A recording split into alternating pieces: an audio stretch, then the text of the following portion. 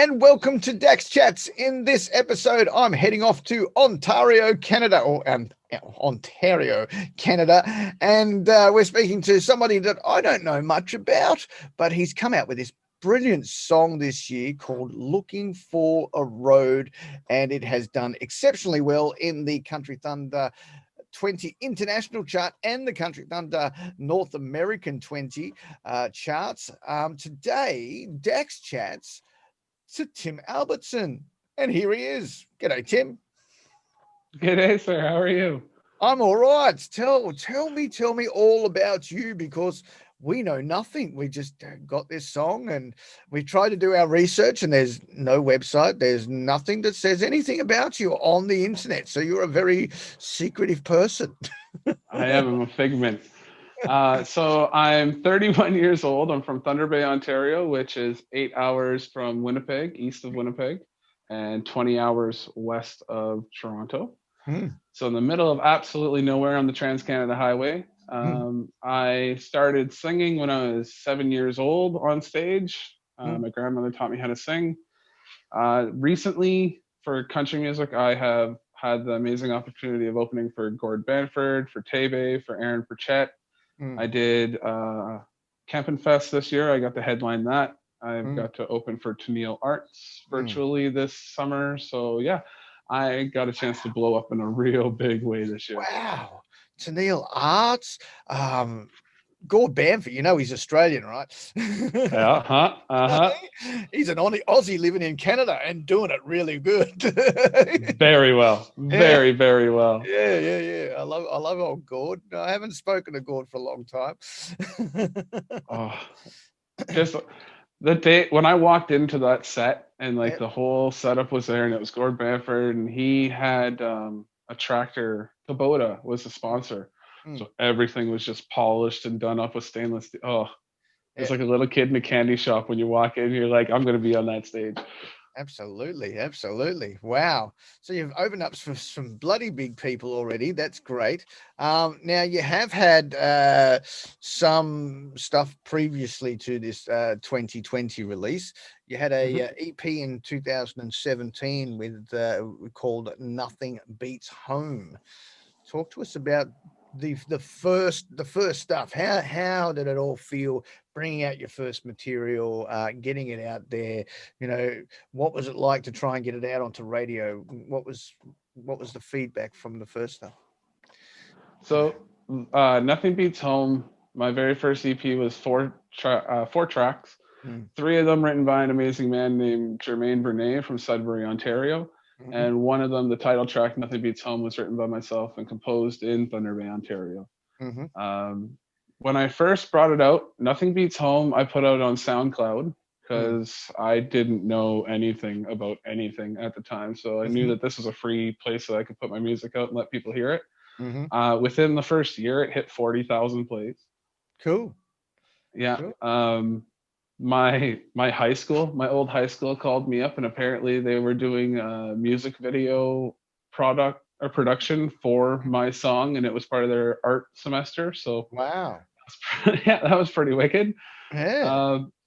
But yeah, Nothing Beats Home was a really good album for me. It kind of got me in the right direction. I had been playing previously with other bands in the past, doing like rock and roll and punk rock and all that kind of stuff that teenagers would do to have fun. But I think we've all done that, haven't we? I mean, I think Oh yeah, absolutely. It takes us a while to settle into who we are, and it's what you were surrounded with as a child and growing up in your adolescence is sort of what you sort of worked towards. So of course, even for me, I mean, look, I've still got the mullet, it was rock it well. It was all very 80s rock, right? And so obviously when I started, I didn't think country was it, and then suddenly somebody introduced me to country music and said, you should be singing country music. You've got the voice for country, all this stuff.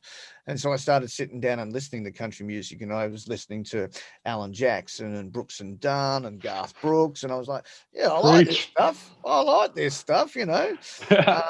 And so, so when I first started recording my music, it became country because, someone said you should do this. You shouldn't be doing rock. You shouldn't be doing pop. You should be doing So, thanks to I Jimmy was D. very much, yeah, I was very much the same way. Even my bandmates, when I was doing rock and roll or punk rock, they'd always be like, "Man, like we sounded really good, but you gotta get that twang out of your voice. Like you sound way too country for this. We're trying to sound punk rock right now, like all Yeah. time lower Simple Plan, and here you are sounding all Alan Jackson." I should send you a copy of my in 2012, I think it was. Um, actually, no, actually, it was after that, probably 2013. Yep. I released my debut album in 2012, and it was pretty crap. The editing was awful. The mastering was crap. I just didn't like the mix. But one of my bandmates for those recordings, I went to him with a song that I had written as a country ballad, right? And Yeah. and we actually turned it into a punk rock song. So we actually switched it around and went the other way. I should send you that track because that's funny. It's on Spotify. It's on Spotify. It's called Similar story. I wrote a song, weird backtrack, but my grandmother had passed away, and I wrote a song called Sketched for her funeral, and we decided to put Sketched on this CD called Backroads. That's the band name at the time. And it was going to be the title track. It turned into this hardcore rock and roll song. Correct. Yeah. And I had my parents in the crowd when we like debuted it and everything, and I'm like, listen to what we did, and you could just see them. They're like, no. like grandma rolling in grave right now, nay.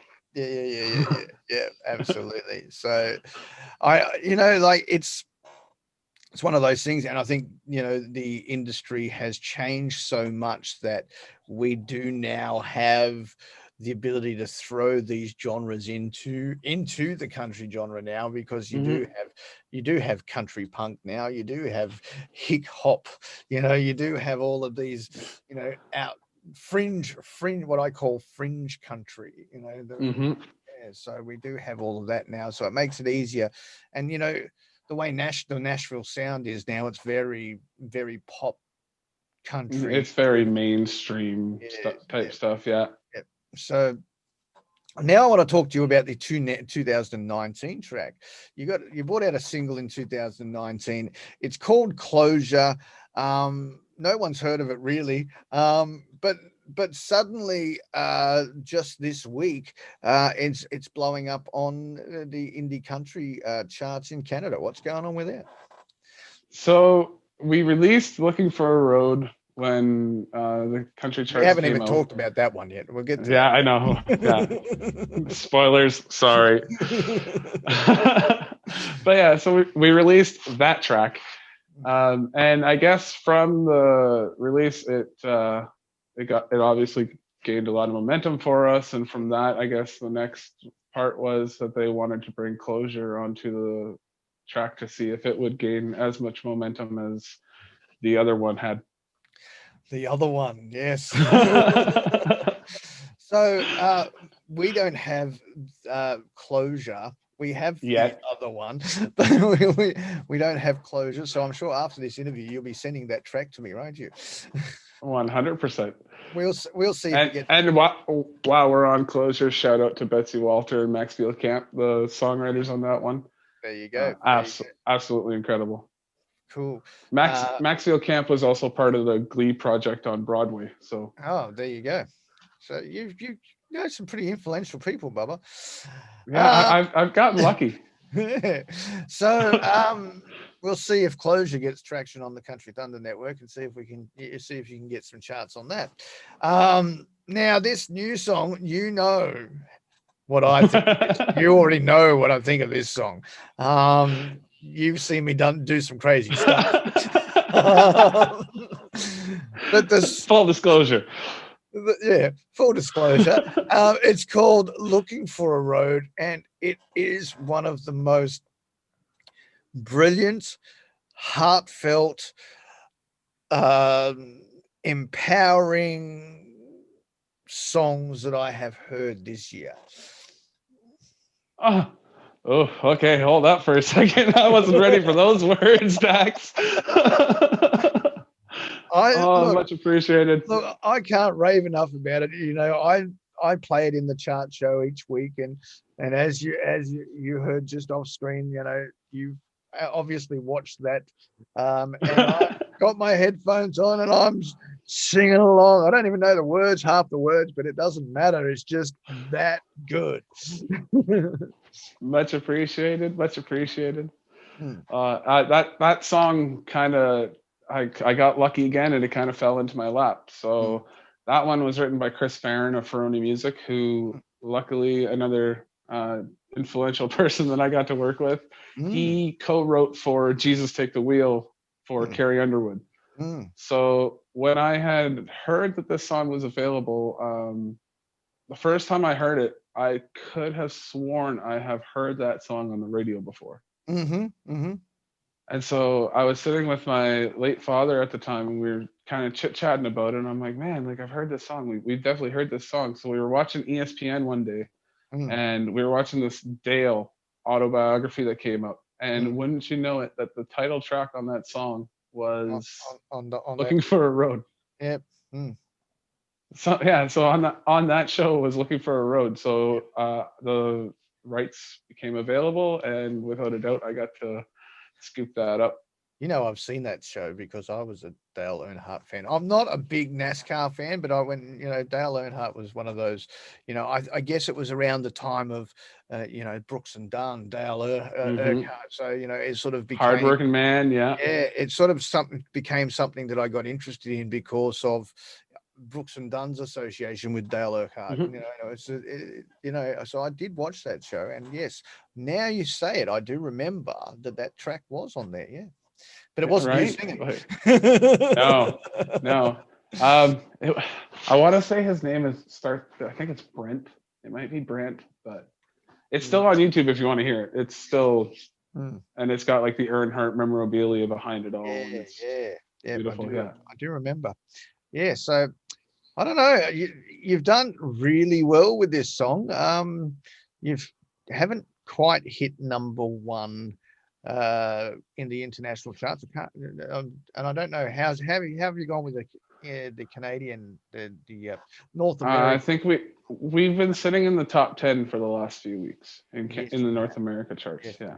Because I just punch the numbers. I don't look at it. I'm like, I don't want to get too involved in that. Because then it looks like there could be favoritism. There is no favoritism. No, none whatsoever. It is fan voted. Now, I want to talk to you about the indie charts that you have in Canada, because this is very, very strange. I've seen a couple of Canadian artists posting about this, and like my fan voted chart is you vote once a week, and you can only vote once a week, for that particular song, right? So anybody that tries to vote twice, three times, they don't get that vote, whether they think they do or not. They just because I was wondering why I didn't have 1 million votes last week. Because I go makes back, more sense now. Because I go back and I go, okay, my new like for this week, my new one opened up on the 22nd at 10 a.m. my time. So anything that is after 10 a.m. my time on the 22nd, okay, that's okay. That's okay. Oh, look, you voted already at 10 a.m. So but it's 10:22. Yeah, no, and that has happened. Like I've had like one pass, two pass, thinking they're just going to make the cutoff from the last week, and they go into the new week. So, but this one in Canada that a lot of people are doing posting about, you've got to do it for like 3 or 4 days in a row. You've got to vote 3 or 4 days in a row, but you can't just vote for who you want to vote for. You've got to vote for 7 artists or 7 other artists. I was like, how does that work? It's like, I want to vote for Tim Albertson. I might not know 7 other artists. So I mean, I do, but and that's the great thing that Walter ended up doing with the Canadian Indie Country Countdown was not only do you vote for the person that you want, Yep. but now you start listening to the other songs. You start listening to the other indie artists, and now you might have a brand new favorite artist that you would have never heard had you just went and clicked on Tim Albertson looking for a road. So that I applaud Walter for that. That is an ingenious idea. Maybe I should do the same. No, I won't. I won't. I didn't say nothing. That would be hard to and I think again, I think for worldwide audiences, it's something that not a lot of people would do. You know, like I want to vote for who I want to vote for. I don't want to vote for somebody I haven't listened to. I like the premise of being able to go and listen to new music and go, oh yeah, this is cool. All right, I'll vote for that. You know, obviously I vote Tim at the top, but then I want Hayley Varell or Sean McCullough or Jay Smith or who else do I know in Canada? So many people. Aaron Halliday, I think he's on your country countdown right now. Aaron Halliday is on the yes. With light him up. And no, like no word of a lie. The only reason why Aaron Halliday's name pops into my face right now is because he looks so much like Alan Jackson. It's ridiculous. It's so ridiculous.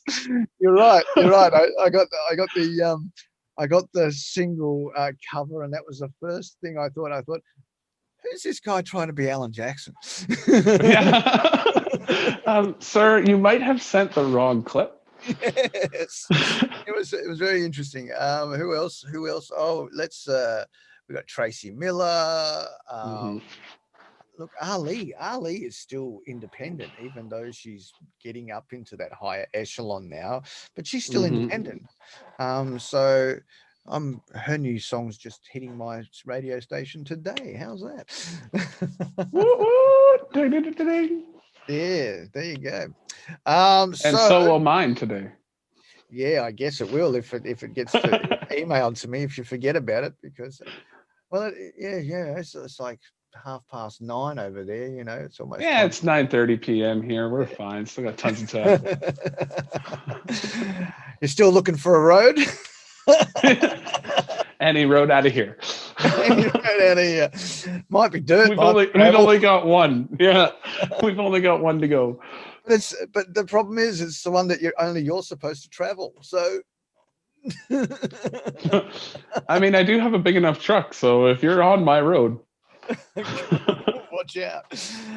What's coming for Tim Albertson? I do know you've got a live event coming because I booked a ticket. You've got a live event coming, a virtual live event with Hayley Varell and two other people. I actually booked a ticket last night, so I'm looking forward much to appreciated. It's so it's called Star Power. We're doing it November 12th. It's was it 12th or 19th? Now you upset me. Now I have to. It is the 19th at 8 p.m. Thank you. I was going to say, like, there we go. I don't want to log on the wrong day and go, oh, I missed it. Hey, who knows? Maybe you're seeing somebody else that night too. But yeah, it's on the 19th at 8 p.m. That is Eastern Standard Time, so that's right. 8 a.m. for you. 8 a.m. for me. Yes. Enjoy your coffee that morning, sir. But yeah, so I have that. We just got out of the studio with a brand new single that's going to be coming out shortly, as well as and we're doing also the Walleye. So the local magazine in my city does every year Reader's Choice. So if you go on the walleye.com, you find the Reader's Choice. You can scroll down to favorite country artist, and you can put Tim Albertson in there, and that would be the pinnacle of what has been absolutely an incredible last couple of years for me. Would be to have the top country artist in my own hometown. So fingers crossed on that. It would be good. Fingers crossed. And I have seen you on your socials. Actually, you went live once, and you mentioned the Country Thunder Network, and you mentioned the Walleye thing. And man, that is not many artists do that. You know, not many artists get out there and just show sincerity like you did in there, and it was just beautiful. Even that was beautiful. You're always beautiful. Why are you beautiful? I'm just an honest person. Like You're that's just the way I am, honestly. Like if none of this happens without any support behind me, so whether it be family, whether it be friends, I absolutely, can't do any of this without anybody else behind me. absolutely. Wouldn't be nearly as fun either. So Absolutely. Well, I'm looking forward to actually putting closure onto the Country Thunder Network today. I'm looking forward to yes. hearing the new single because, my God, if that was good, I want to hear what's coming next. Looking for a Road is absolutely fantastic. It's Thank you, thank you, thank you. been a pleasure talking to you, and I'm sure we'll be talking again when you've got new music coming out, and every time after that, because I can't stop raving about Tim Albertson. Well, much appreciated. I thank you so much for having me on here, Dax. Thanks everybody for watching. Yeah, I'm always gonna love hanging out and chatting with you. So anytime you want, by all means, I'd love to be on the show again. No worries, man. All right, that was Tim Albertson. His brand new track is called Looking for a Road, and it is playing on the Country Thunder Network. You can go right there, countrythunder.com.au. You can request it straight from the player, or you can go up to the voting form at the top of the page and vote for it in the Country Thunder 20. And as you just heard, his 2019 single, Closure, will be playing on the Country Thunder Network as of today. He has new material coming, so watch out for that. You can listen to him on Spotify, Apple Music, and all those wonderful streaming platforms. And just wait. He's got this virtual concert, so go and book your tickets with Eventbrite. Book your tickets for the 19th of November at 8 p.m. Eastern Standard Time. So if you are in Australia, it will be 8 a.m. in the West and 11 a.m. in the East of Australia. There you go. You've been watching Dax Chats. I'd like to thank our sponsors, Fab APC, who have come on board with us. Thank you very much. And as always, we are proudly presented by Neon Horse in Stanhope, Victoria. This is DJ Dax. You've been watching Dax Chats. Until next time, bye for now.